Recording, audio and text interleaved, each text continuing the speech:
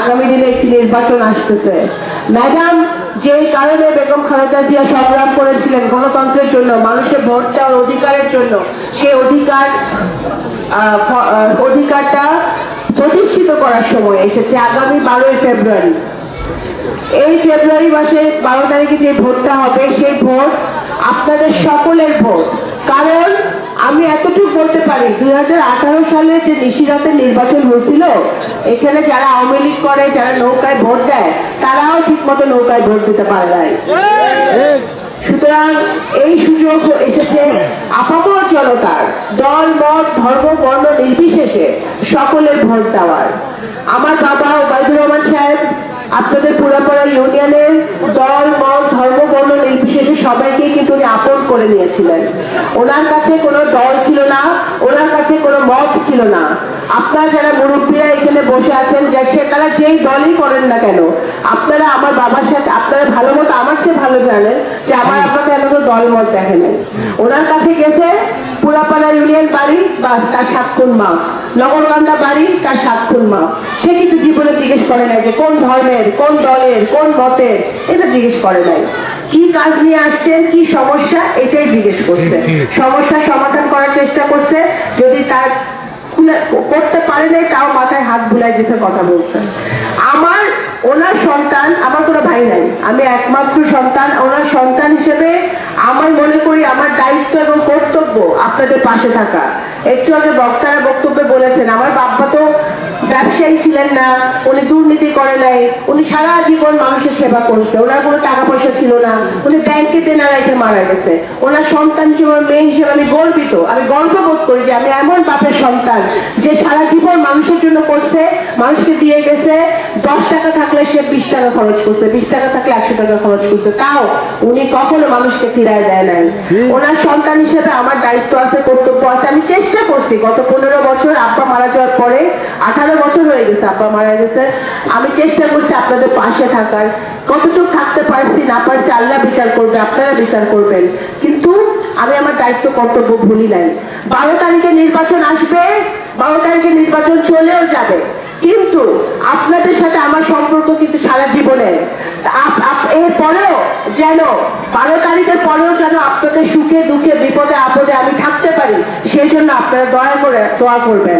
আপনারা আল্লাহর কাছে দোয়া করবেন যে আল্লাহ আমাকে সেই তৌফিক দেয় যে দল মত নির্বিশেষে আমার আব্বা যেভাবে সবাইকে আপন করে নিছে, এক নগরকান্দা, এক সালতা, ঐক্যবদ্ধ নগরকান্দা, ঐক্যবদ্ধ সালতা, এই ঐক্যবদ্ধ নগরকান্দা সবাই মিলে যেন আমরা নগরকান্দার উন্নয়ন করতে পারি।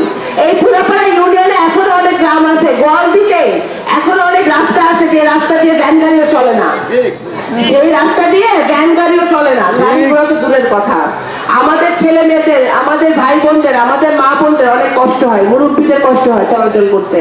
রাস্তাঘাট করতে হবে না ভাইরা, ব্রিজ কালভার্ট দরকার নাই পুরাপাড়া ইউনিয়নে, আমরা সবাই মিলে সেটা করতে পারি যদি আমরা ঐক্যবদ্ধ থাকি।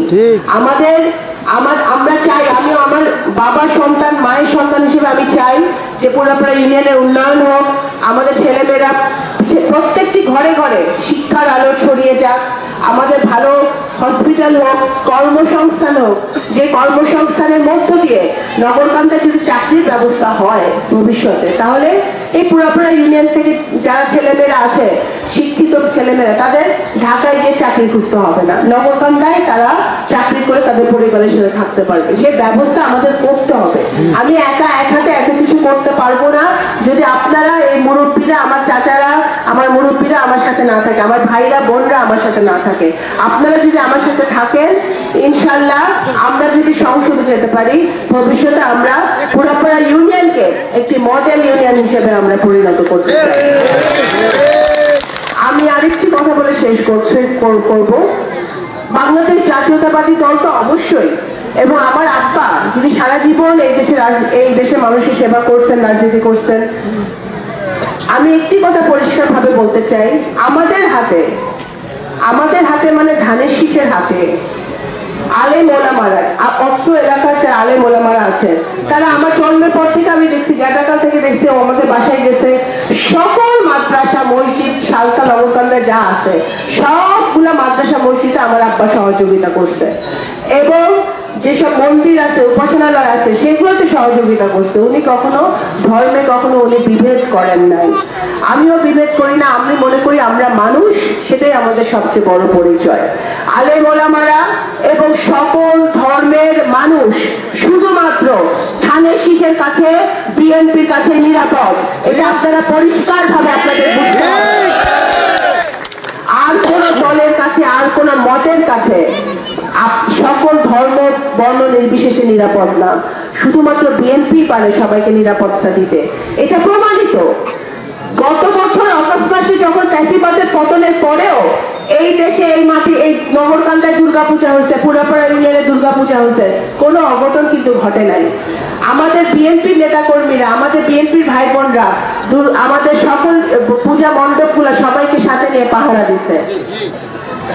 এখানে আমাদের কোনো সবাইকে ঐক্যবদ্ধ ভাবে আমরা সামনে এগিয়ে যাব এবং আগামী দিনে দোয়া করবেন। সুখের স্মরণ না করলেও হবে, ভালো দিনে স্মরণ না করলেও হবে, বিপদের সময় স্মরণ করেন, দুঃখের সময় স্মরণ করলেন।